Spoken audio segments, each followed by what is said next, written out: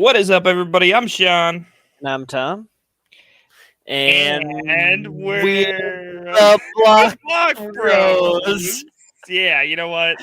Fuck you. That was great. I'm going with it. Yeah, I'm I mean, living it's it. always good. We never ever sync it up. So, Ever. We can even see each other. We have a camera. We can see each other. And every time I think that it's synced up, it is just so wrong on the no. audio. So I don't know. Fuck it. It's always gonna be wrong. It's part of our charm. Live with it. But Tom, tell me about your week.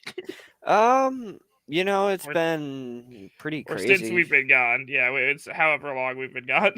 Yeah, it's been a pretty crazy couple weeks. We've been kind of just taking care of a lot of our own shit. I mean, last week was Valentine's Day, or the week before, and then we've just been having crazy shit these past couple weeks between us. But I got a lot of changes coming in the future that I'm kind of excited to talk about. I'm not gonna say it yet because I haven't even publicly announced it, but there's a lot of new changes coming in my life that I'm really excited about here in the near kind of future. Other than that, let's see. Me and Adia, Sean's girlfriend, have had a joint birthday party recently, and because our birthdays are a day or two apart from each other, and I don't usually talk about parties, but this one was a 3-tier stage party that went on till I don't know, 9 in the morning the next day. People just kept going at it, and I was like, oh my god, this is getting nuts. It was party there, go to a barcade, party back there, and it was a good time. It was probably one of my favorite joint birthdays I think I could have ever asked for. So good times. Hell yeah. Yeah, speaking of the reasons we've been gone, I'm not gonna get into the nitty gritty details of the reasons I've been gone. But I just want to say thanks for everyone that held on and let us get through our personal shit. It really does help. We Right. we do this podcast out of love for indie games. We're not getting paid for this shit, so Right. unfortunately, when things have to bend and break, this is one of the first things that will always be on the block for that. So I do say thank you. Right. And but the whole thing is, yeah, it's just personal stuff that I'm going through currently. Nothing I can't say nothing that bad, but nothing personally bad for me. Like physically, I'm okay. Mentally, I'm okay. But there's other stuff going on that I'm not going to talk about. But with that being said, I will say that the funnest part definitely was the joint birthday party that Tom was talking about for sure. Yeah. It's a pretty good one. Like Also, if I this I'm totally gonna edit this out of the podcast later. Can you turn down your headset a little bit because I can hear me echoing in it? oh yeah, no problem, no problem. Let me All put the right, I'm gonna fucking mark that down because I totally will forget otherwise, and that is one thing I don't want to hear later. 4 minutes and 10 seconds around there. Cool. okay. I don't That hear better. myself. Yeah, wait. No, Uh, I still hear myself. You do? God damn. Yeah, what if it's on my end? Now I'm curious. Let me move my mic back. Maybe that'll check. I can still hear myself. That's weird as hell. God damn. I was gonna say that doesn't happen in Discord, which is Huh. really weird. Weird. I'm gonna turn it down to I'm gonna just turn my volume down to 10. Can you still hear yourself? Or Yeah. no? No. Okay. Yeah, I can. Yeah, I can. That's so weird. God damn. I can barely hear you now. Hold on. God I damn. wonder if it's on my end. Let me. Technical issues, guys. We've been here for a couple weeks, so this shit happens. Right. I should make a really crudely drawn technical difficulties thing. Just Like hold they it up. always used to do in the fucking early 2000s when they had to I cancel think shit I out. fixed it. No, Yeah. I don't know. Ah, yeah, I can hear it occasionally. I don't know. I'll just roll with it. If shit happens, shit happens. We'll figure it out later. Can you still hear me well? Yeah, I can still hear you perfectly fine. That's really weird. Let me Yeah, I see. don't know. Anyways, I'll cut that out of the actual podcast. But with that being said, let's roll into the game that we are talking about tonight. We're talking about one of my favorite games, pretty much of all time. A game that we've actually been playing very, very, very frequently lately, like all the time with our good friend Devin. We're talking about For the King. For the King is a roguelike RPG that was developed by Iron Oak Games, where you and your friends, or just you, depending on how you want to play it, take the role of up to 3 different adventurers, and you adventure across the land of Farrule. And basically you have exploration, fighting monsters, getting items, and of course doing quests. For the king draws on inspirations from traditional tabletop games like D&D and games like that. Uh, and it rolls like behind the scene dice percentages to determine the outcomes of events and items and quests and things like that. The game does also feature hexagonal movement, which you see in a lot of like if you ever play like tabletop games, a lot of them have like hexagonal squares that you move across the world with. And then also it was released in April of 2018 for the PC, Mac, Linux, PlayStation, Xbox, and Nintendo. So pretty much on everything it was released at the same time. But yeah, like I said, we've been playing it a lot recently. That's basically mainly the main reason I was like, let's just talk about this day because you've already been playing it. But besides that, I played it a lot in the past before I even introduced it to Tom and my other friends. So with that being said, do you have anything you want to say about For the King before we dive into the storyline, Tom? No, I mean that basically covers about like the gist of it. We collectively, like me and Sean, we just love tabletop kind of games. So it's really cool that we Mhm. can just kind of chill and play this one, like when we're having like kind of long day and you just kind of want to chill with your friends and play like this kind of chill game that can occasionally get really frustrating. Because not gonna lie, this game is fucking hard. Like you can plan out perfect things and like literally just you can die 6 times in a fucking row or some shit. It Yeah, happens, but it's really fun. And if you're into tabletop games, I think you'd get a kick out of this one. definitely. With that being said, let's move into the storyline of For the King. Storyline. But I'll let Tom take away the storyline. Right? I mean, the storyline of this, it is kind of crazy because there's not like a direct storyline. There's about 7 different adventures I think you can go on this game. In the main, including DLC. So I'm just gonna probably cover the first one everybody plays, which is For the King. Essentially, King Bronner, he's been killed, and the once peaceful kingdom of Farul has been corrupted by all this chaos energy, and it's just kind of infecting everything, the monsters, the bandits, and it's making everyone kind of go crazy. The queen is grieving, and she's called upon like ordinary kind of citizens, which I really like. This is a side note in the game, but there's not really classes like your traditional kind of RPGs. There's like a woodsman or like just a scholar or someone. There's not like Like a a blacksmith, or that's a there's really even a hobo. Like yeah, that's a really cool kind of thing because you literally just play as ordinary people like that the queen calls upon. But like you're kind of searching for the king's murder, right? And for the source of all the chaos energy.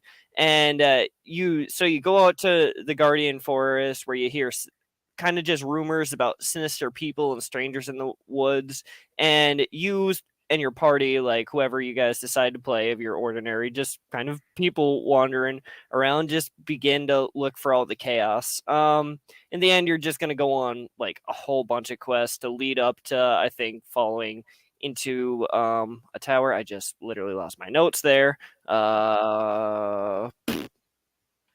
don't mean it. Yeah, sorry. Yeah. So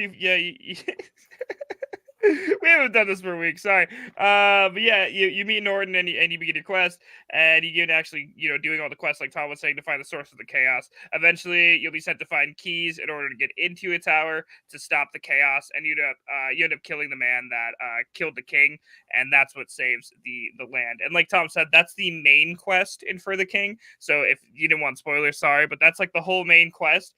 And then there is like 6 other adventures, and this is where things start to get interesting. I think we're going to talk about it later in features and content, so stick around to hear about that. But a brief overview of that is essentially there's 6 other adventures, and those are just different game modes that change the story or change what you're doing or change how it happens. So, but most people when they think of For the King, they're thinking of this mode specifically, which is the main story, if you will.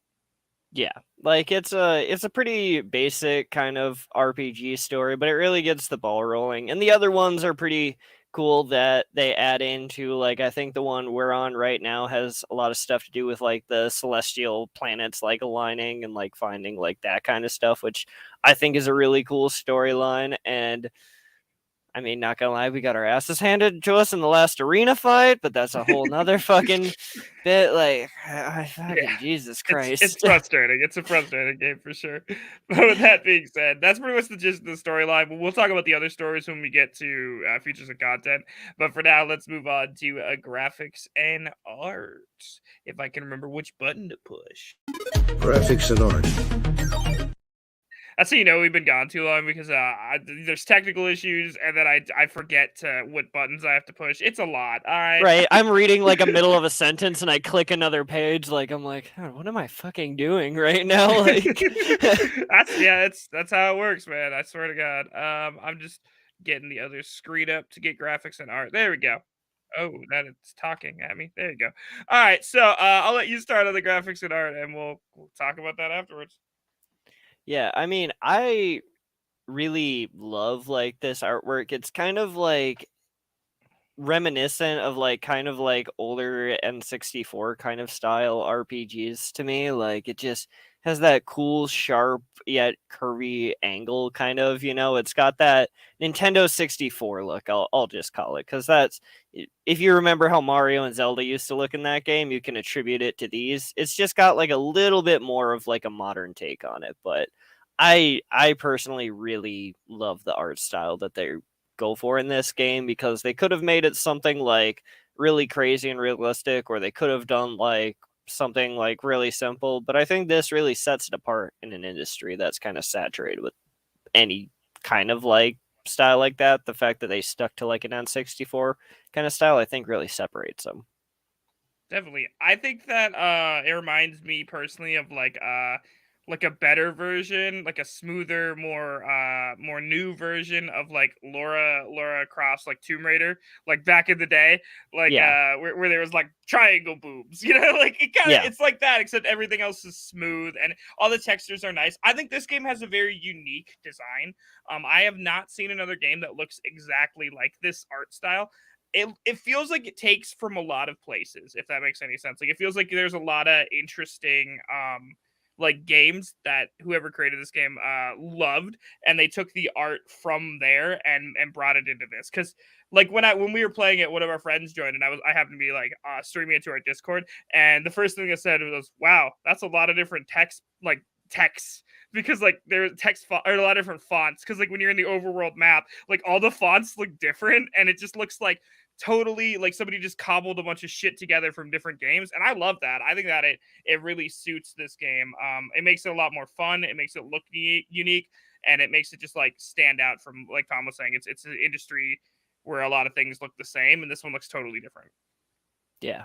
Like it does a really good kind of job at that, like I mean, a lot of people I think would kind of criticize the look of that, but I don't know, I just really enjoy it, personally. Like it gets the point across. I think like I know later we're gonna talk because the sequel to this game comes out this year and they went with a little bit of a different kind of art style, but to me I think this will always be like the definitive art style. And I know they're changing it up in the second one with the art style they're going with, but I really hope that there is like a mode that I can switch it back to this. You know what I'm saying? That would be really cool, I think. So Definitely, and I really think that it feels like they use lighting a lot in this game. Like I usually don't critique like art as well as Tom, but I think that there's a lot of lighting that makes this game, like the highlights and lowlights really sell this game's design. Like it's very definitive. Like when the light hits your character, like you can definitely tell where the edges are based on the highlights and the lowlights. And I think that's a really interesting thing that makes the characters appear soft and human like. You know what I mean? Like I don't know. I really like it, and that's just like when you're talking about just your character, like when you're talking about like battles and stuff. When you get into like the overland map, I think that it's really simplistic, and yet it works super well. Like you could tell where a forests are because it has like little squiggly pine trees, or you can tell where a lake or water is because it's just water. It definitely reminds me of, I play a lot of tabletops, I play a lot of D&D and other things like that, and it reminds me of like when I'm DMing and I draw out a map, like I make like little squiggles for trees. I make like little running water things for water. It just like this is what a map looks like in my head. You know what I mean? yeah, this would essentially, I think this would, in a modern kind of state, if you would look at like a 3D printed like models for like D&D almost, and someone were to just print them and set out like a whole map, I think that's what an overlay would kind of look like in a way. Just kind of like when they're kind of rough cut and someone paints them, it kind of like gives me that kind of sense in overlay too, which is very nice for me in a take. So Definitely, and I really like how we're talking about like simplicity. At least I feel like the vibe I get from this game is a lot of simplicity. And another thing, just like the spells, the items, all of that, they're all under the same like umbrella of simplicity. Like I was talking about how the character design is super simple and smooth. Like when you're looking at like your items, everything there has its own unique icon and it's super smooth. The overlay itself looks like an overlay, but it's very easy to read. Like I know in a lot of RPGs, this is actually very topical because like last night I was like, oh, let me see if I re-downloaded an RPG I haven't played in a couple years, and I was like, let's see if it's any good. I haven't played this in a while, so I went and I clicked it and I got into it, and I had to close it within like 5 minutes because I'm like, this UI, this like whole overlay is way too fucking complicated.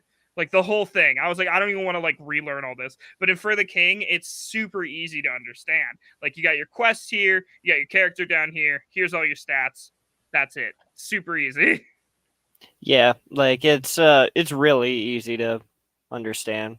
Except for when I got started, because for some reason Sean's like, "Oh, I play this game with controller," so my ass decided to literally try to play with controller and mouse and keyboard at the same time, and I kept fucking myself up. And I'm like, "How the fuck do you play this game?" He's like, "You pick one or the other." I'm like, Yeah. "Well, now I'm confused on what the fuck to pick." And that was an actual conversation we had. And like to be fair, I did the same thing for a while. I was like trying to bounce back and forth between mouse and keyboard and controller. And then I just ended up on mouse and keyboard just because like that's what Yeah. I prefer. It's just easier Yeah, for the me. But UI is so simple with like mouse and keyboard. It's like not even funny. Like you can sit back and like not click a button and just have the key on your fucking chest sometimes. You ever play that way? I know I fucking do. I'm lazy as shit when it comes to For the King. I'm lazy as fuck. I'm like just chilling, just that's like where we're always losing. right, yeah. No Kidding. fucking doubt. Yeah. But no, yeah, the graphics are very unique. I think is the point we're trying to drive home. I haven't. I truly cannot say I've seen art like this game, and I do want to stress. I feel like the highlights and the lowlights really sell. Because if you took away the highlights and the lowlights, it would just look like a static image of whatever you're looking at. You know what I mean? But with the highlights and the lowlights, it really sells it as 3D and like smoothed, and I like that. Yeah, like it's awesome. Also, the rooster design is kick ass in this game. You say the So rooster design? the chicken one, remember the other Yeah, day? yeah, Yeah. oh yeah, yesterday, yeah, the chicken one was scary as hell. Yeah, it was like the best looking chicken I've ever seen in a video game. I'm like, damn, I think it's dope. Like, It looked like more like a dinosaur than a chicken, which it yeah, should, because that's what fucking chicken are. yeah, basically. But 10 out of 10, chicken design. I will jot that down. And we give that'll be in the review. 10 out of 10 chicken design. Right. All right. Well, moving on. I don't even remember what the fuck's next. I always forget. Sounds. Sounds and music. Yeah. Sounds and music. I think that for sounds and music, the first thing I gotta say about this game is that it has a banger soundtrack. Not like you're not thinking it doesn't have like music that is unique or like world stopping. Like you think about like really other games we reviewed in the past that had like what I said they have banger soundtracks. I'm talking about like Katana Zero. What else did I say had a banger soundtrack? I remember saying that about Katana Zero. But in this game, it's just like I'm really into like fucking medieval like band music. So like it's like medieval band music, like tavern flute music, and I Yeah. fuck with that pretty heavy. So Yeah, it's got a good Bard's kind of soundtrack going on with it all the time. I really like listening to it. Like listening to really all the music in this game. It's just nice and chill like this game kind of is. It's that kind of RPG music you're after. So, for sure. And then also, I will say that I personally also really like the sound effects, which include like when you get hit by something, you hit somebody with something, spell sound effects, item sound effect. Like I enjoyed the whole track. Like they all sound like really really good, albeit a little cliche RPG sound effects. I think they all fit really really well. Yeah, like I definitely think so too. They're really nice, and personally, I just love the thwacks. I mean, not gonna Definitely. lie though, this game definitely has one of like the saddest. I hate when we run into dogs in this Oh my fucking god, game. yeah. Yeah. Like every time it's not just the visual that's really sad, but hearing like the fucking yelp when you kill that thing, you're like, God damn it! Like, why? Why? It's like Why do ow! RPGs put games are like, you know what? Let's put a dog in this, so you get to kill like a dog. Like, cool, thanks. Thanks. That's exactly what I wanted to do today. Just what I wanted my tabletop RPG. I wanted to kill a fucking fantasy world. How many fucking creatures could I put in this fantasy fucking map? Let's see. There's goblins, orcs, ogres, dragons, fucking dog. Like no, Dog. Just don't make me dog. listen to that sound. Yeah, I agree with you on that one. But other than hating dogs dying, the sound of it, do you have anything else to say about music and sound? No, it's a perfect like sound. Otherwise, just if they could just take that little bit of sound out of the game,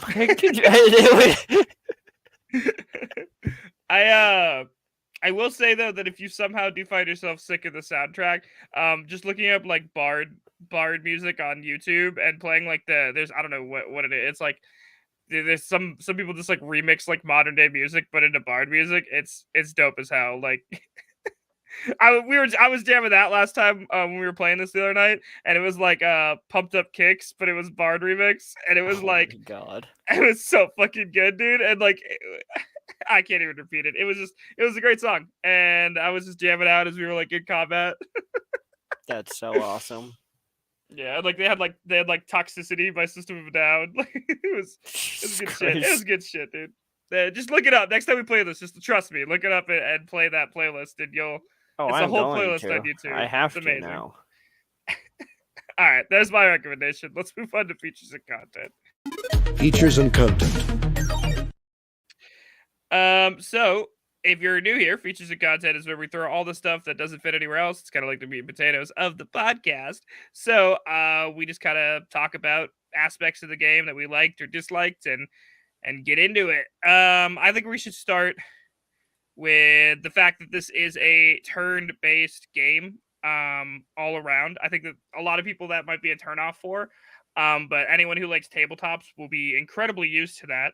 If you're not used to what turn-based means, it means that you get a turn, you move and do all your actions on your turn. That includes combat. I know like a lot of RPGs, open world RPGs, you're all running around at the same time and doing stuff. It's not that way in this game. You have your own turn, you move on your turn, you do actions, you do items, you do events, and then when you do combat, you have a turn in that combat based on your dexterity. So just like in D&D, you roll initiative. In this game, it rolls it for you based on your dexterity, and that's where you go in combat. I think that's a really, really good idea. It keeps things mechanically well balanced, and it also keeps you kind of thinking ahead because a lot of the time you're not. You're gonna things are gonna change before your turn, and you're gonna have to react to that change, or you're going to be planning something and you're going to have to figure out if you should execute it on your turn, wait till next turn, and it keeps you thinking like strategy minded, which I really like about this game.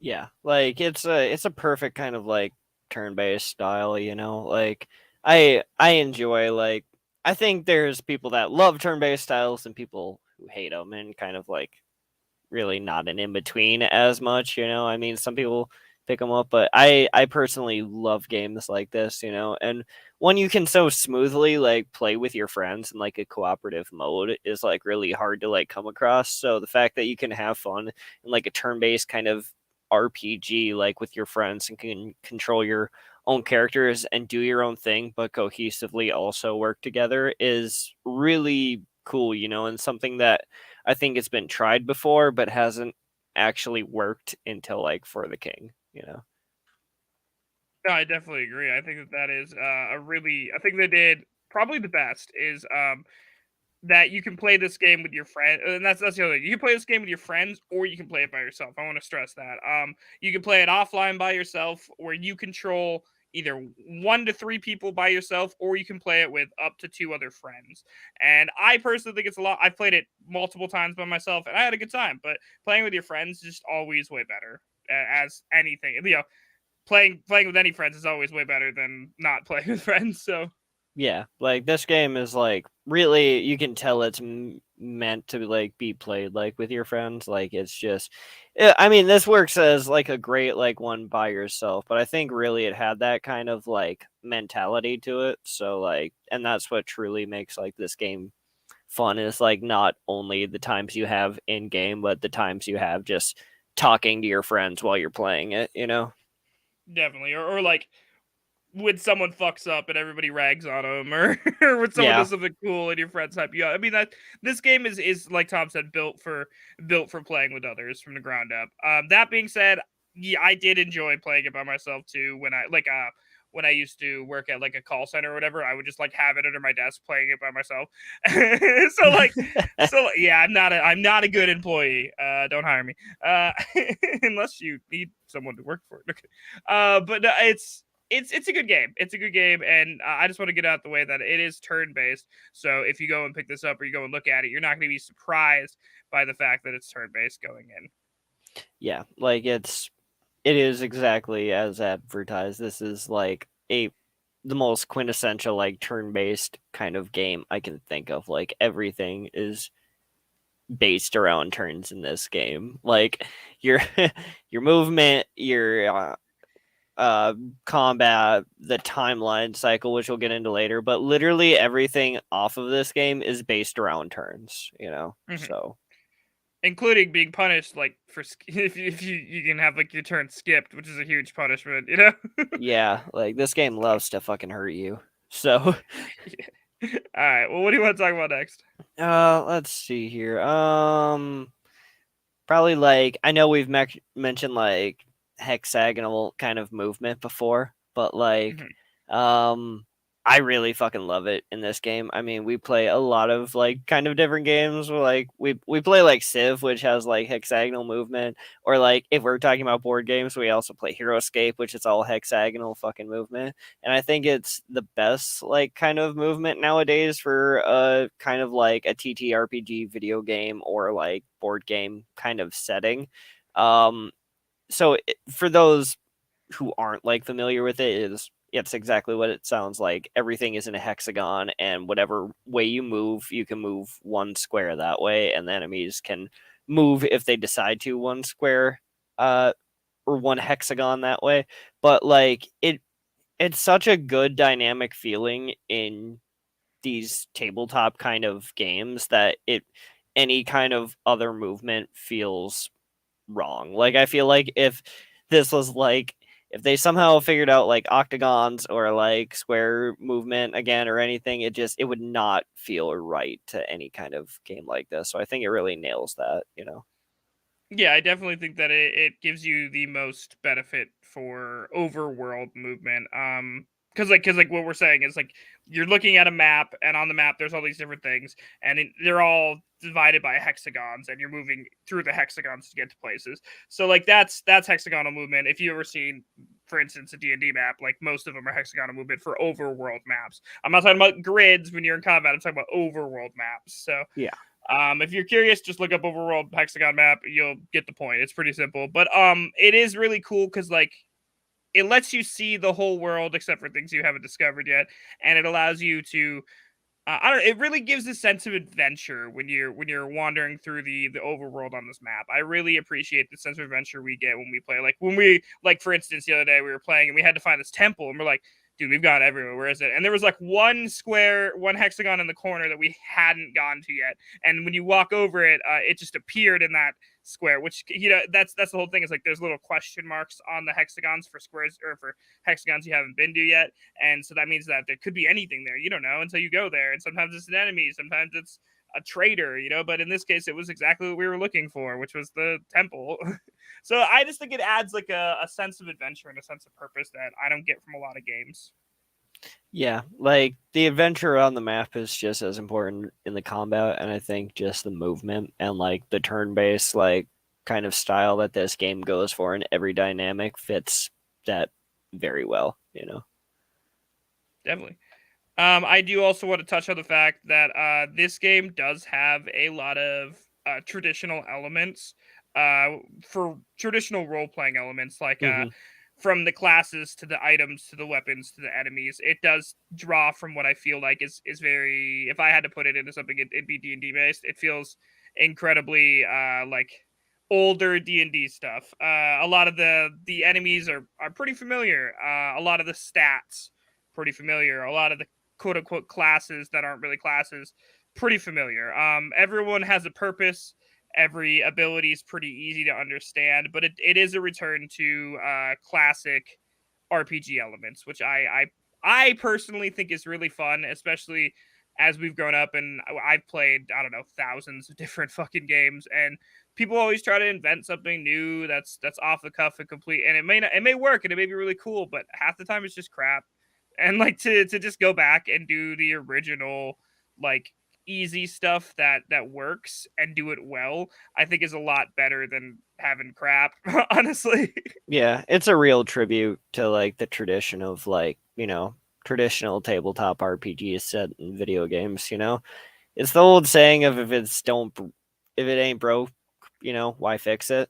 It kind of goes with that mentality, and I love the nod to the tradition, it's like in everything, and you can point to video games or sports or fucking whatever. Everything has tradition and its roots, and this game really stuck to those roots and inspiration, and it didn't try to overcomplicate things, like, I mean, I've I've been notorious for comparing a game to spaghetti before, and this game is also spaghetti, and it's also the basic sauce.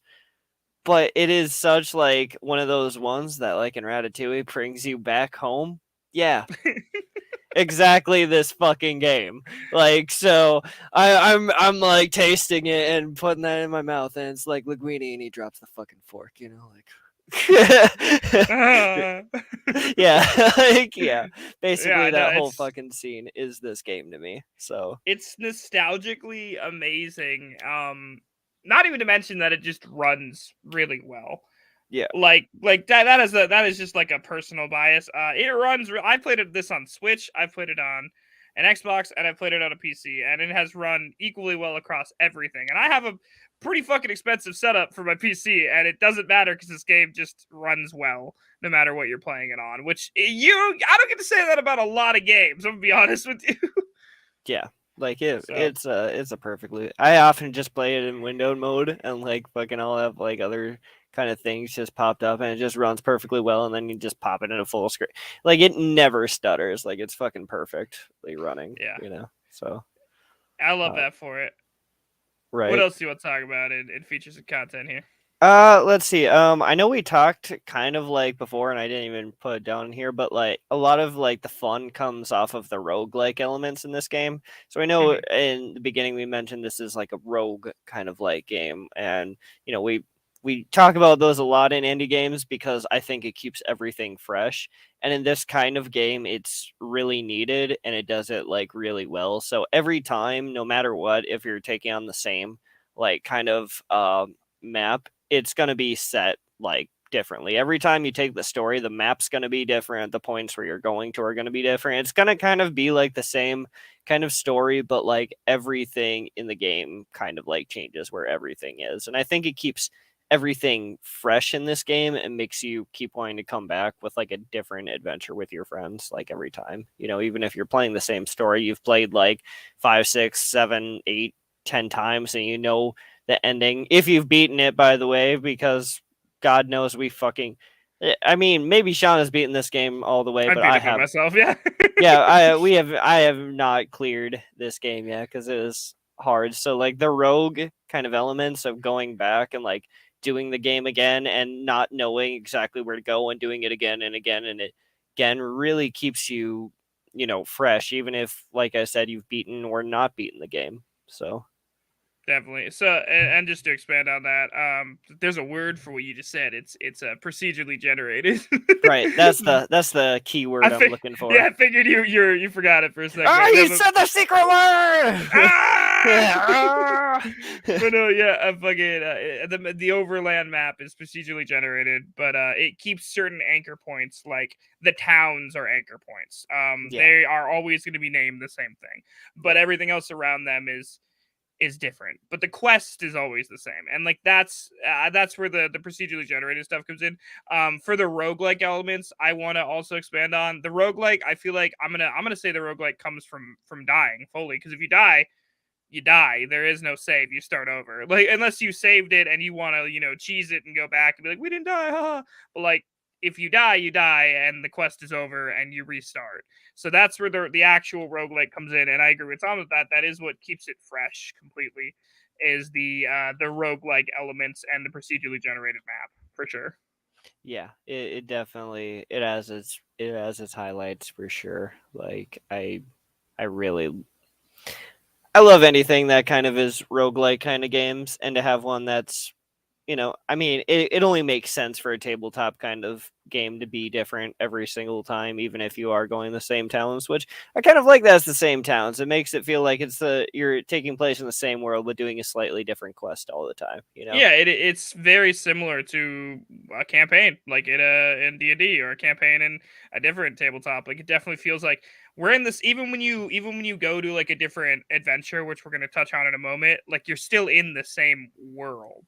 So like, you'll still see, like, for example, the starting town is called Orton. You'll still see Orton, like, it's still there. And Yeah, like, that's cool that it expands in the same world. Orton is Even if it's a completely Orton, different adventure. Chalupa is Chalupa. Chalupa doesn't actually exist. We just No. were making fun of town names the other day.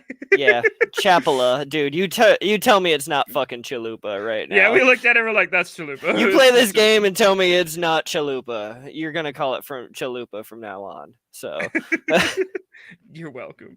But going into after the roguelike thing, we did touch on it a couple times. You might as well dive right into it.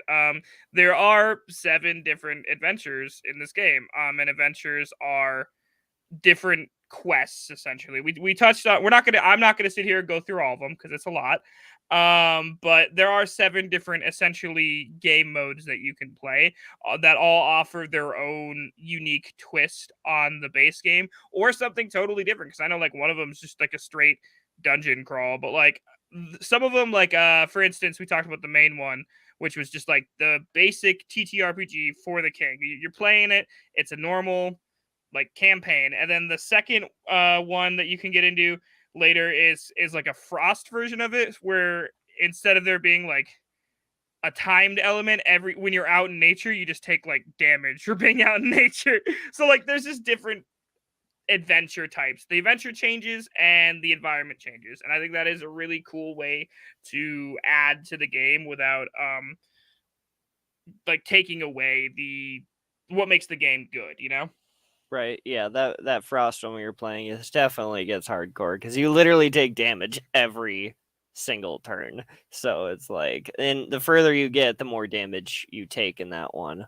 Or like the one we're running now with like the celestial planets, like you're gonna take increased damage when they line up, and if you get enough of them, the game's gonna end. It's kind of crazy in that regard, and it has such like high risk factors in game ending consequences, like that you always have to monitor. Like it's really crazy, honestly. Like, no matter what adventure you're kind of going through, the game is going to throw a wrench in there to really kind of, it's like it's punishing, but it also keeps you like focused on getting the goal at hand done quicker. So Yeah, it's definitely a high stakes, high reward type situation, where like it feels like you're on a quest. It feels like if you do not get this done, you are going to be punished. Like, and yeah. in a good way, in a fun way, because you also know that the reward of getting it done is going to be really cool. Yeah, I mean, it's nice because it literally, this game doesn't give you the time to get your character OP, like in other kind of RPGs where you can kind of grind a little bit on the side, which you can a little bit here and there, but like comparatively, you just don't have the time in this. You are periodically going to sometimes be under leveled and have no choice, Yeah. but to go do something, or you're gonna like be like too many squares away and you're gonna have like a scourge on the map. It does like a really good job about keeping the game like at like an almost uncomfortable pace, but it feels beatable at the same time. Yeah, I totally agree with Tom's like. I think the one thing I will say is this game likes to keep you on your fucking toes at all times and Oh likes yeah. to keep you scrambling because like for instance, we were playing it the other day and I had no weapon. Like my weapon that I had just fucking sucked. And you're at the whims of the game, which is the game is completely randomized. All the items in the towns are randomized, all the merchants items are randomized. And every time we got to a new town for like I'm not even kidding you, like 2-3 hours, dude, they didn't have a new fucking weapon for me. So I just had this shitty little weapon that I basically started with while my friend Tom and Devin both had like really super badass weapons and were like one-shotting shit and I'm just getting I was useless. I was useless for like 3 hours. But Yeah. then when I got a new weapon, it was baller and kick ass. But I'm just saying, like that's just it really keeps you on your toes. It keeps you moving, and it keeps the game feeling fresh and interesting. Because literally, you never know what's gonna come through that door. Yeah. Like, oh man. Like, another thing we can even talk about is like, since we're talking just about some brutal mechanics in this game, is like this game loves to just throw like some brutal mechanics, like not just time like we were talking about, but say on the off chance you occasionally roll a fucking one, you're gonna break your weapon, like, and it always comes what feels like the most inopportune time. Like one time, like Sean just said, it took him like 3 hours to get like a staff, and we got him like a good weapon, and it broke like immediately. Like it was so, and it's just so devastating every time to like break your weapon in the middle of a fight because you have to spend like a whole nother turn equipping one if you have one.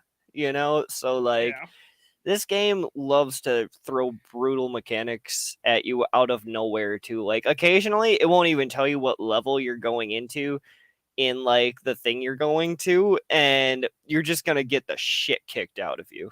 Like yeah. it loves to throw things at you like that. It's a really hard game to beat, but it makes you feel rewarding to finally beat it sometimes. I can't I can't say this with any certainty, and I might be biased, but this game has a sense of humor like to fuck you. Like Oh it yeah. knows it knows when like we were just talking about like when you've been suffering and it gives you something to make you feel better and then it immediately takes it away. And like I can't say with certainty that it does that. It could all be random chance and I'm incredibly unlucky. But holy fuck, this game likes to make people suffer, and people is me. It is not random chance, and he is not wrong at that. One time, this man got poisoned, and he goes, "What you gonna do? Double poison me?" And literally got hit again, and it said double Double poison. poison, which I've never seen again. I've never seen again, dude. I was like, bro, they have double poison. You got fucking double poison, bitch. Like fucking. Yeah, no, that's what I'm saying. Like I can't prove that this game hates me, but this I game can. hates me. That's not a mechanic in any game I've ever seen, I've and never we've seen it in never. this game, And it either just before fucking or was after like, that. nah, fuck you, bitch. Like, And like it's one of those things. Like I would totally think that we were lying if all three of us didn't see it happen. it was so fun. I was fucking dying. I'm like, that doesn't exist. You can't get fucking double poison. Like, It's a different tap. Fuck you. oh my god. But no, yeah, this game, I will say, I think it has a sick sense of humor to make you get fucked. Because it has happened to other players. Like it happened to Devin a couple times too. Like where he was just getting his shit kicked nonstop. Like the game hated Oh him yeah. and was just kicking his shit in. Oh So yeah. it does happen to other people, but it seems to be focused around hating me. Oh man, it was. It really. It has a brutal sense of humor. If it has a sense of humor, let's just say that. For sure. And then also we should move on and talk about the next thing, which another part of this game that's really unique that I like. It's called lore. Essentially, the game doesn't start with everything unlocked. You play the game, and as you do like dungeons and kill bosses, otherwise known as scourges, or like do things in the game, you get these lore books. And if you're playing with other people, everybody gets them. Like it's shared evenly through everybody.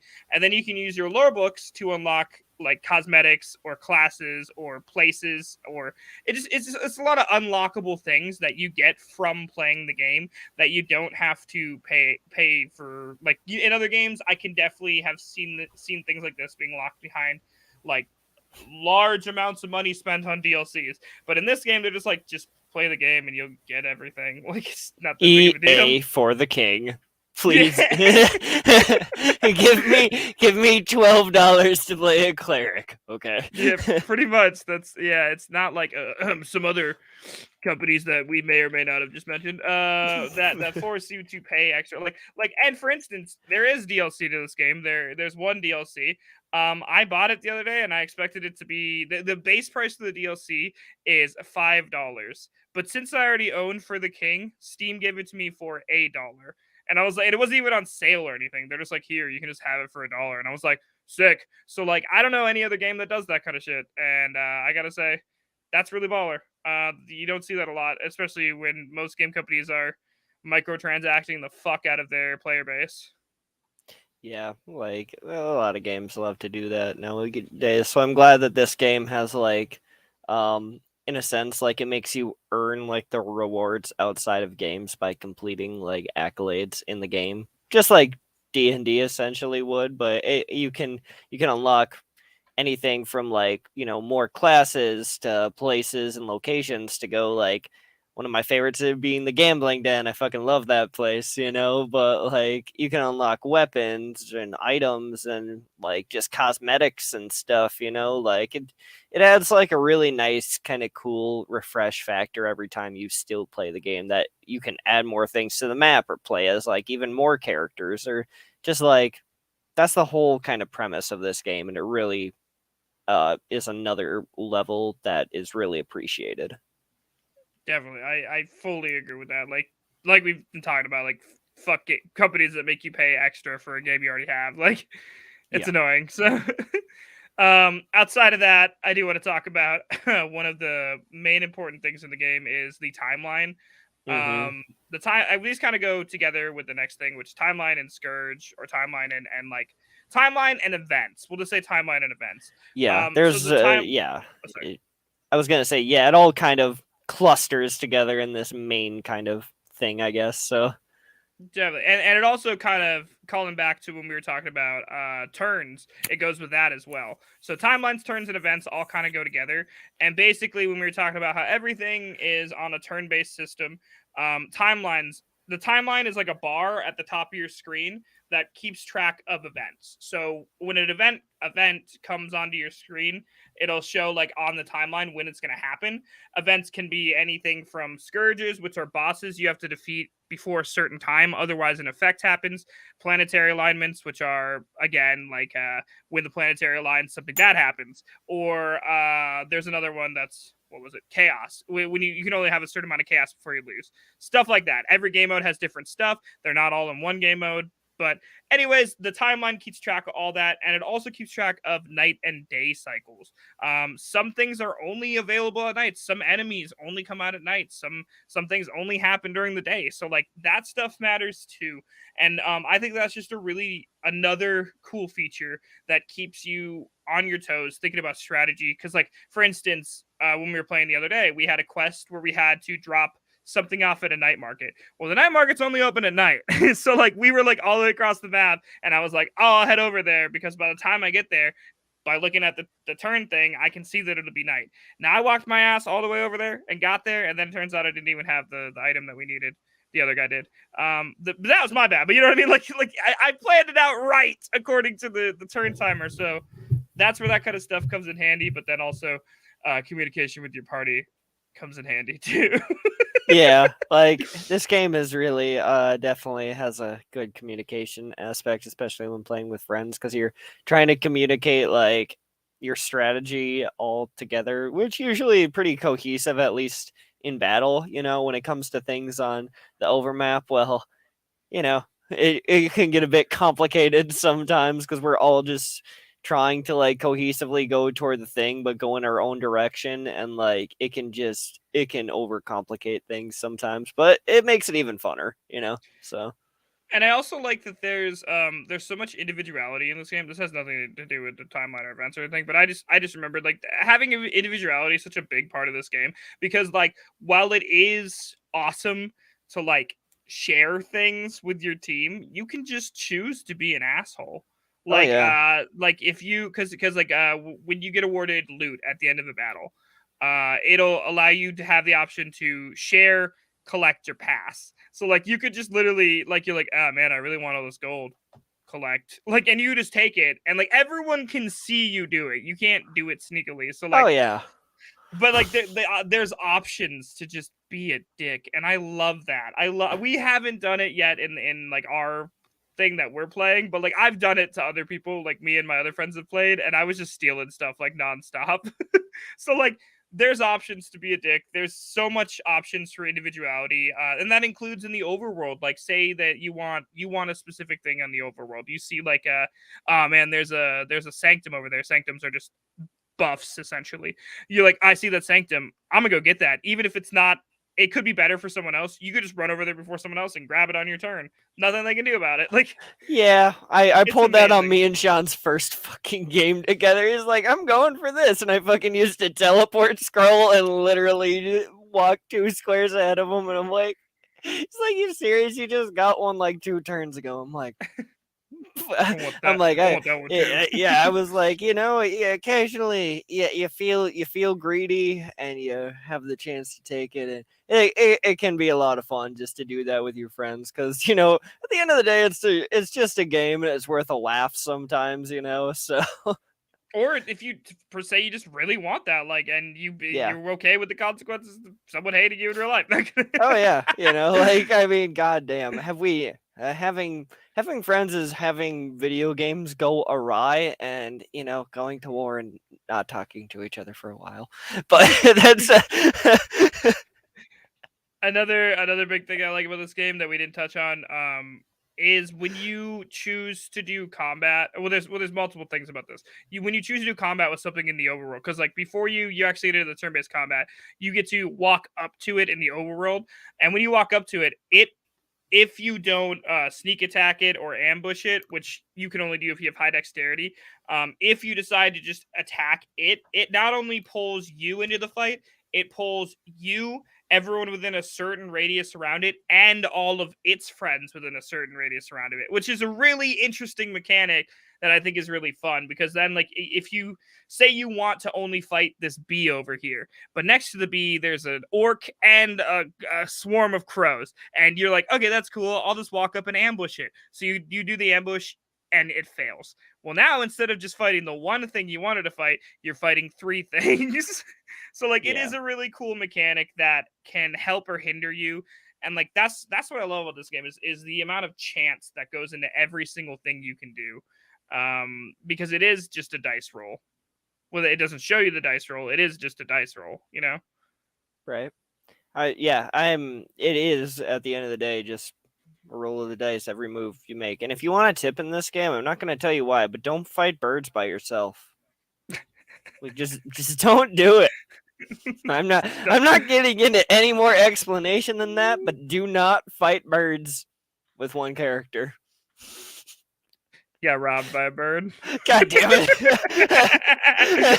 Yep, them birds, they just came up and they fucking they straight Beat the up shit like out of all you. robbed me, and I had to run because I couldn't defeat them by myself, and they're like, I think I lost street cred on that character, not Yeah, gonna lie. Like we were like joking. We were joking with him. We're like, we're gonna have to. You can't tell anyone about this. Like, you make us look bad, dude. Like, come on. fucking goddamn go the townspeople like I'm sorry you're broke. How? Like I don't want to talk about it. Like But yeah, and then also another mechanic.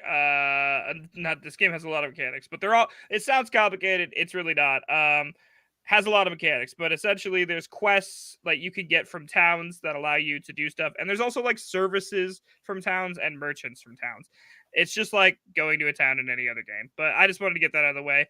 Other than that, I really think that we covered everything, honestly. Yeah, like Oh, honestly. wait, one more thing. Mm. We didn't cover focus. Oh yeah, focus in this game. That is actually a rather important kind of side ability with how much you can use it on different things in this game. Honestly. Yeah. So focus is another. It's like mana. I would say it's like mana in other games. It increases your odds of doing something well. And basically, like if you need you need 4 squares of intelligence, it'll fill in one of those squares for you, so you only need 3 now to do it. You know what I mean? It increases your odds of doing better. You have a limited resource of it can be replenished. That's focus. Super simple. Yeah, it's really nice because like just you can use focus like these whatever set amount you have anywhere. You can use it in combat to like increase your odds of like hitting someone essentially, like 'cause sometimes you need that, or you can use it to move more squares, or if you happen on a square with like a question mark and you need like a bit more strength just or intelligence like Sean said, or whatever your ability is to get like a higher percent chance to like get an item or something.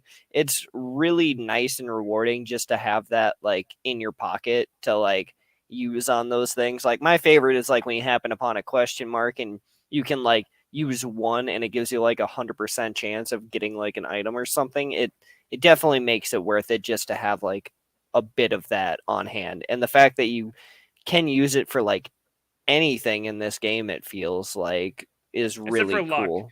You can't Yeah, use it except for for luck. luck. That's the Yeah. only thing. There is just straight luck rolls in this game too, Mhm. which just don't do them. They never work. Yep. I was gonna say both you and Devin. I'm like, I'm gonna bet my kid's inheritance, like all my 140 gold, and I'm like, and I got 200 gold, like fucking Jesus. Yeah, I don't get any. Luck in this game does not like me. I can tell you. Oh yeah, But fucking no, I think we really covered everything about this game. It's just a really good game, guys. At the end of the day, it's just a really good game. Mhm. Honestly. Yeah. If you're into tabletops, you're gonna love this one.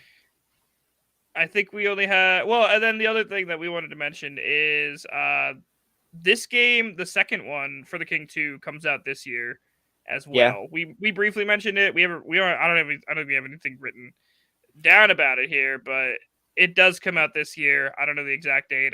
Have they given an exact date yet? No, it just says 2023. I know it's on the Steam store right now, so you can go view it. You can go look at like a lot of the graphics on and see what they're doing. It just looks like a more updated version of this game, and it looks like there's going to be a different kind of combat system by the looks of it. Like it's gonna have like 6 hexes in combat instead that you can move about on your character with, and you are gonna be able to control some like other outside animals and like creatures as well. So Like companions. So that's yeah, sick. like companions are gonna be in the game as well. So it looks like they're just adding a couple things onto the formula that is also not straying from traditional D&D elements, which I can appreciate. So Yeah, I'm super. I mean, I'll be picking it up because I love the first one a lot. yeah, so I'll of be picking course that up when it comes out. we're gonna be picking this up and playing the second one for sure. So Hell yeah, and that is not an advertisement. We don't get any money for advertising them. I wish we did, but we don't. So right. With that being said, we have like 2 more things to talk about. So movement and control. Movement and controls. It's point and click. Yeah, I was gonna say it's like it's literally like I said. I play the game half the time like this, So it just Yeah. Yeah. It's point and click, or if you're using a controller, it's point and click with a controller, or moving with the control. Either way, you got to move around and then click a button to move. You got to move. It's menus, man. It's super easy. Yeah, So, you could play this game if you had like no hands, literally. Pretty sure. So. Okay. I didn't mean to like come out bad, but I'm just saying you could. I don't have any response to that. I'm just gonna move on to closing thoughts. Closing thoughts. What the fuck am I supposed to say to that? Where do I go after that? But I'm just saying you physically could play this game if you had no hands. Thank you. All right, we're gonna get canceled.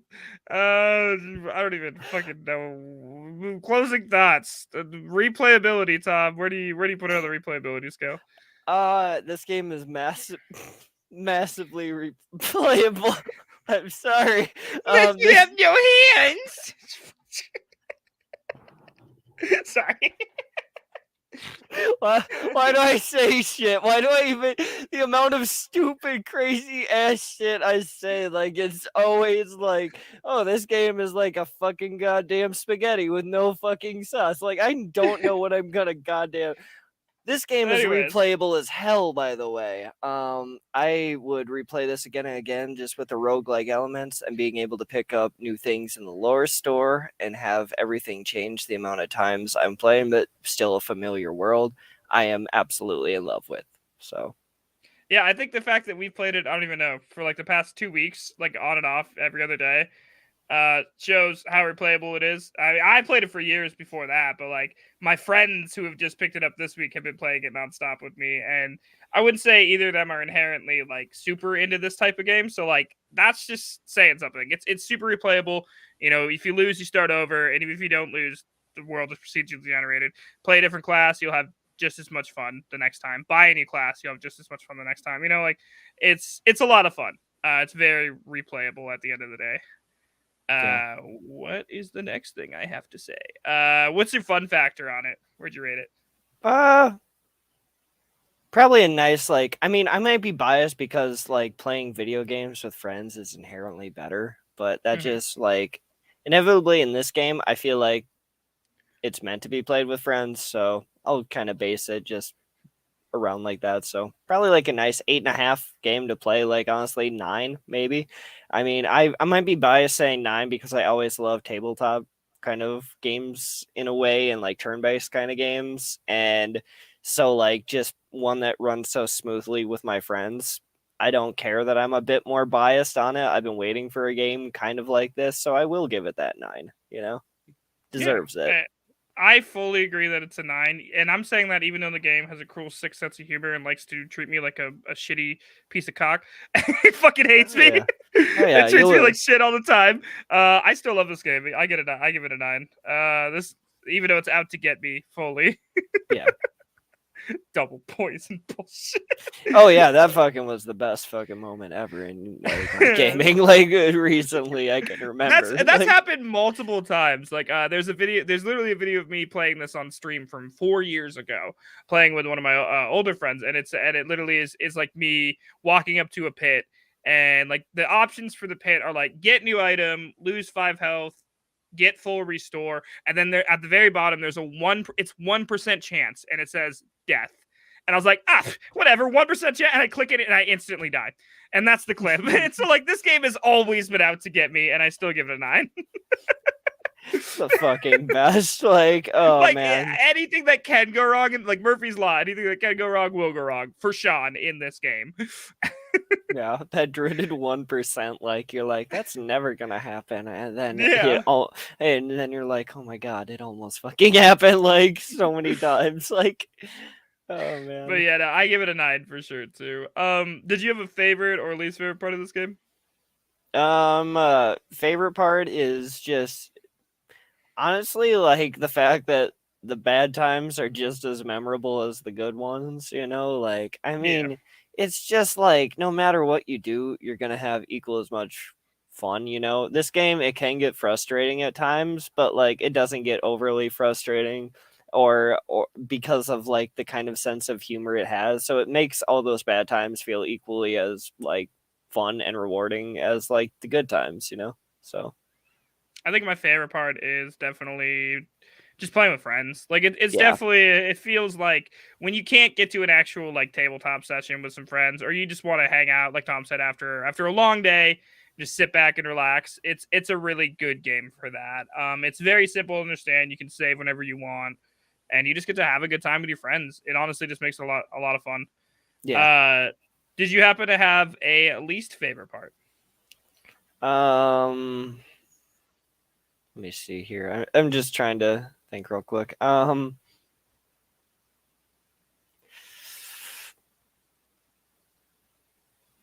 Probably just this is one really random specific thing, but it has to do with our last campaign. But if you could name the level of the arena without sending us in blind next time, so we don't just lose like 5 lives off the bat because we didn't know what we were doing. That would just be like a slight appreciation. I'm literally nitpicking here, but like that was a really annoying mechanic and it completely fucked over our last campaign that we were playing. So gotta I gotta get that. check mark on just that little thing. It was just like it's one of those things that this game already throws in something brutal and we're usually used to it. But that just felt like a complete kick in the nuts. Like I was like, okay, And that there's one no fucking and there hurt. was no runaway function. Yeah, That was so the we were stuck there. We had to yeah. like eat like 5 lives. And I was like, okay, cool. Like so Hopefully we don't fuck up later. right, yeah, it was yeah. So I I think that think was my only gripe recently, that I can I'm trying to really think of. I think that my least favorite part. Well, again, it's not like least favorite because it's such a good game that's hard to pick a specific thing that's bad. But I would say that a lot of the time magic feels incredibly underpowered compared to physical. Like Yeah, when I play like the woodcutter, it's like I'm just doing like 60 damage a hit, even with a yeah, shitty weapon. And then yeah. you play mage or like busker or like somebody else, and like you'll fuck up a little bit and it'll do like 8 damage, and you're like, but it said 40, and then it's like it does like 8, and it just feels shitty. I will say that, and along the same lines as that, some of the skills, like because you have like passive skills that happen, like the busker can go into towns and entertain people for money. There's like this the scholar can get extra focus back. Some of the skills just feel underpowered compared to other skills. I feel like that could be because like it's supposed to be you're supposed to strategize what's going to work best for you, but at the same time some of the skills just feel underpowered organically. Yeah, it is true. I think some of them are a little bit more underpowered than some. I mean, to be fair, we are just playing like ordinary kind of people at the end of the day, Yeah, you know. yeah. But yeah, I do feel like the same way. Like I think one of the better passives is like this one healer like just gets to gather like a whole bunch of plants too, like based on where you are per turn, and that's like a really good one. So like no Mhm. matter what like perk you kind of get, you're gonna some are just going to be outstandingly way better for your class, than others. So, Definitely. And then is there any games that this reminds you of? god damn, I was just thinking of one. I guess like I don't know if we've talked about Knights and Pen and Paper yet, but it's like there isn't like an overworld map in that, but I can kind of get the same kind of like turn-based strategy as of one I've played recently that I can compare to. Like I mean, if you've played like a kind of like turn-based hexagonal game, you're kind of gonna get this. It's just along the same lines of most of them, but I Mhm. think it just has its own personality so much that retains to the roots that this is to me like a really nice definitive one these days. Yeah, and also I think we covered Knights of Pen and Paper on the podcast Yeah. episode 4. I want to say 4 or Yes, 5, I one was of those gonna two. say I knew we had talked about that one. I don't Yeah, because you remember called what it episode. spaghetti. Yeah, it That is. was the Yeah, one you called spaghetti. yeah. I was gonna say that is the spaghetti podcast right there. It could I have think used a that little bit more seasoning. That's all. I think that if I had to compare or a game that I think that it's similar to, I would say one that pops into my head just purely for the combat and a little bit for the overworld is Fire Emblem. Fire Emblem Yeah, is kind of like this a little bit, not fully because I haven't really played a lot of Fire Emblem, but from what I've seen, it seems similar enough. If I had to say like a tabletop or a tabletop that's also a video game, the Gloomhaven game, both the yeah, tabletop and the actual video game are yeah. pretty similar to this. Yeah, I do recall Gloomhaven now being pretty close to this, as I've never played it, but I think it is pretty close to this, and I would say Fire Emblem is pretty close to it as well. Fire Emblem definitely has a bit more like movement and combat and weirdness and Yeah, the controls the are most way complicated different. story in like all of goddamn history, but Yeah, I was just saying, like from I would say like JRPGs, I guess, like just yeah, JRPGs in general, kind of have the same turn-based combat as this game, but yeah, the overworld is different in every single one. It also kind of reminds me of Golden Key, yeah, Golden Sun. That's what I was thinking of, Golden Sun, not Golden Key, for the right, Game Boy Advanced. right. And I guess like I think what I'm having trouble separating from them is the overworld movement is so like unlike I think a lot of those other games we're talking about Yeah, that it really sets itself apart. There's not a map structure like this that really does it as well. It's I it's mean really Civ is like the only thing I can think of. Like Civilization yeah. is similar to this. Yeah, this is That's like about if it. Civ put turn-based combat in there, which it kind of does, but like if you had to like get into like an inside world battle, that's kind of what that it would be. You know what it's like? It's like the DS version of Age of Mythology. It's Oh very yeah. similar to that, Yeah. actually. Yeah, Looking at that this, is that's because you very had to do like the actual controls for the combat turn-based. Yeah, it's very similar to that. yeah. Sorry. No, that's a perfect game. That's a very specific game that we're referencing, but yeah, it is very similar to that one. So Cool. I'm glad we found one. goddamn, we're going back in our DS days. Like, I yeah, fucking loved that game. I loved it on computer. I loved it on DS, man. I was right. so into Age of that game. Mythology is pretty fucking dope. I love that's a good series right there. So It's just weird that for us to compare this game to an RTS, because it's not an RTS. It's a turn-based RPG roguelike. So like it's a completely different game, but it has a structure similar to an RTS, which is real-time strategy for everyone who doesn't know. So that's just yeah, like a weird thing to be able to do. Like I don't think we usually when we compare a game, like we say, this game is very similar to this game. Like they're at least in the same genre. And this yeah, it's not really the same genre. It has a lot of strategy elements, but it's not a strategy game at its heart, yeah. It's very weird to draw comparisons considering it took like I think completely just two different things and like meshed them kind of together really well. So I don't Definitely. know. Hard to draw comparisons to that, I guess. And then lastly, how much would you recommend this game? Who would you recommend it to?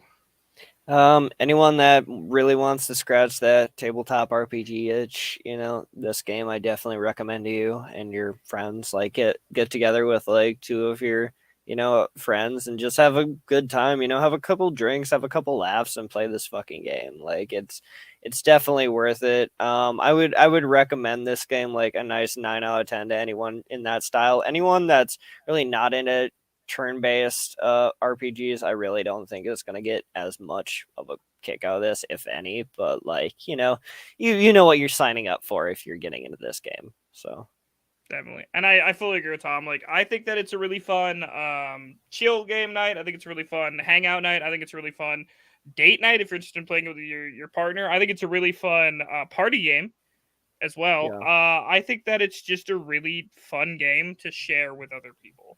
Oh yeah. And I think that if you're interested in tabletops or you're interested in just like classic RPG elements, you'll really love this game. To be honest, it's just all around a really good game, and it's really really cheap. I think it's only like I don't even know. Like I said, the expansion was $5, so I bet you the game's like 20 tops. Let me look. Yeah, I think I actually don't remember. I think it's normally 20, but half the time it goes on sale on Steam for like $5. So, Yeah, I don't like, even. I'm just looking at the Steam store right now because I just want to make sure that I'm saying that right, so I don't got to do an addendum later. right? Yeah, it's on sale right now for $7 on Yeah. Steam. Yeah, So, so like, it's go get it. It's worth it. It's so much fun. And like I said, it's available on a lot of stuff. It's usually $20, yeah. So like I said, it's available on a lot of stuff. PC, Xbox, PlayStation, Nintendo Switch. I'm not gonna say it's not on the phone because last time I said that and it was so I'm not gonna say anything about that. But we know it's on those consoles that we listed. But it's definitely worth it and it's an awesome game. Please play it. yeah, I would recommend this game to anyone that has interest in those kind of things. So Well, all right, guys. I think that kind of wraps up what we wanted to talk about tonight. Yeah, anything else to say, Tom? nah, I'm pretty much good. So Cool. Well, before I get into the outro, just one more time, guys, thank you so much for taking the time to, allow us to go through our personal things that we may still have to go through later more. Mostly me, and maybe Tom later. But we may, like we said, we do this out of passion. It is a passion project. We do not get paid to do this. So if things come up in the real world, unfortunately, like I said, this is the first thing that we have to cut for an extended amount of time. With that being said, because we are so passionate about indie games, we will always try to come back. And if we don't, you'll be the first to know. So with that being said, guys, if you're a developer that wants to talk to us about your indie game, you can send us an email to blockroastpodcast@gmail.com. Again, that's blockroastpodcast@gmail.com. If you'd like us to talk about your indie game or an indie game you really like, you can also hit us up on any social media. That's just Block Roast Pod or Block Roast Podcast, depending on which one you hit us up on. Don't forget to rate us on your favorite service. It helps push us out to a wider audience, so eventually maybe we can get paid for doing this. Block Roast Podcast is a live podcast. We stream not every Tuesday. We stream on Tuesdays late at night. There we go. That's all I'm gonna say, because it just keeps getting it's like sometimes it's on Tuesday at 10 and sometimes it's on Tuesday at 11 because Sean took a nap today. But yeah, it's on Facebook, Twitch, and YouTube. We're live, so if you want to see our faces, that's where we are. And also our VODs, if you want to see the full episode unedited, is always on YouTube. We make shorts on every platform under Block Roast Podcast as well. So the opening music is 8-Bit Fun by the Heatley Bros. And of course, Block Roast Podcast is a Lost Cause Media production. We'll catch you guys next time we catch you. See ya. Bye. Lost Cause Media.